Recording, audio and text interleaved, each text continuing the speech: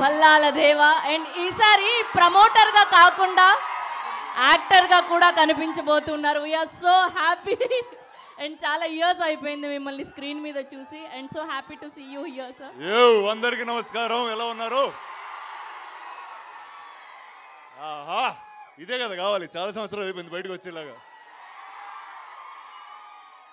So కాంతా ఏంటి చెప్పు, ఏదో అంటున్నావు తర్వాత.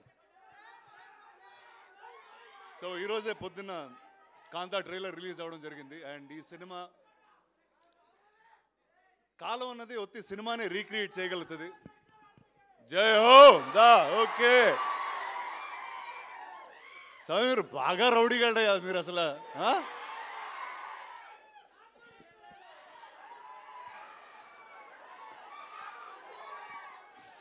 అరే ఒక్క నిమిషం మాట్లాడినరా?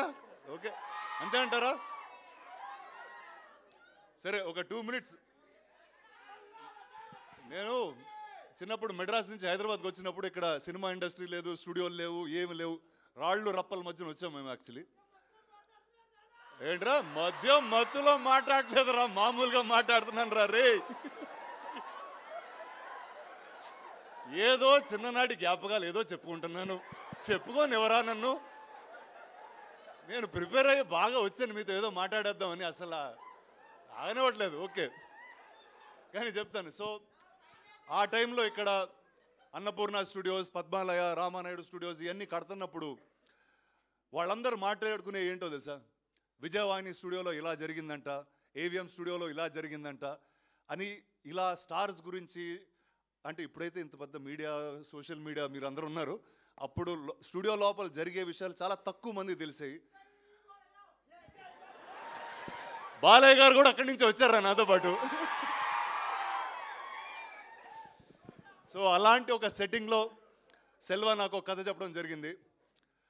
అండ్ చెప్పి చాలా సంవత్సరాలు అయింది కూడా. బట్ ఆ రోజు ఆ కథ విన్న వెంటనే ఖచ్చితంగా ఈ సినిమా చేయాలి, నేను ఏదో విధంగా ఈ సినిమా ముందుకు తీసుకెళ్లాలన్నప్పుడు ఆ సినిమాకి ఎవరు కరెక్ట్ అంటే నాకు తెలిసి ఇండియాలో ఎవరన్నా ఒక పీరియడ్ కథ రాయాలి అని అనుకుంటే కూడా మొట్టమొదటి వ్యక్తి అదిగో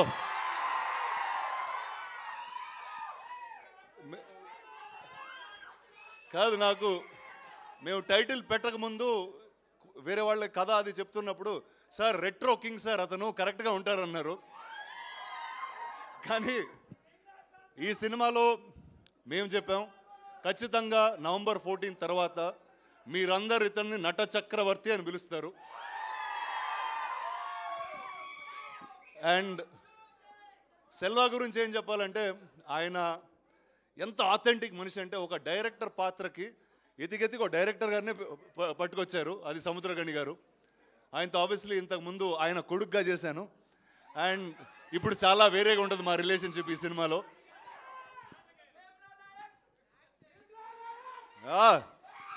సో తర్వాత ఈ సినిమాలో ఒక కొత్త నటి కావాలి అన్నప్పుడు ఇందాక మేడం చెప్తున్నారు 100. నేను బాగున్నాను రా సలా. సో సెల్వా ఆల్మోస్ట్ ఒక 100 పైగా ఆడిషన్లు, వీడియోలు, వేరే అమ్మాయిల ఫోటోలు పంపించేవాడు. అరే ఊరుకోరా ఇప్పుడే పెళ్ళైందిరా, అలా ఫోన్లో అమ్మాయిల ఫోటోలు వేసుకుని తిరగకూడదు నేను అన్నా.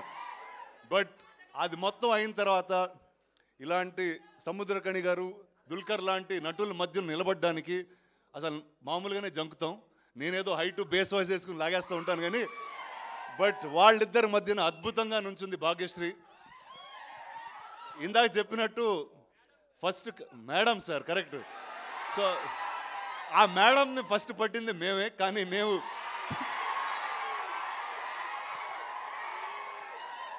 మేము సినిమా తీసే డిలేలో ఆవిడ తెలుగులో సినిమాలు చేసి ఇంత పాపులర్ స్టార్ అయిపోయారు. So I don't have to say anything. Welcome again. And ఈ సినిమాకి మ్యూజిక్ మొట్టమొదటిసారి నేను సినిమా చేస్తున్నాను అనగానే ఆదిత్య మ్యూజిక్ వచ్చి తీసుకున్నారు ఈ music. Sir thank you sir మీ సపోర్ట్కి అట్ ఎనీ పాయింట్. నువ్వే పాట పాడుతున్నావురా. సరే ఓకే, November 14 మిమ్మల్ని థియేటర్లో కలుస్తాం. And thank you all the best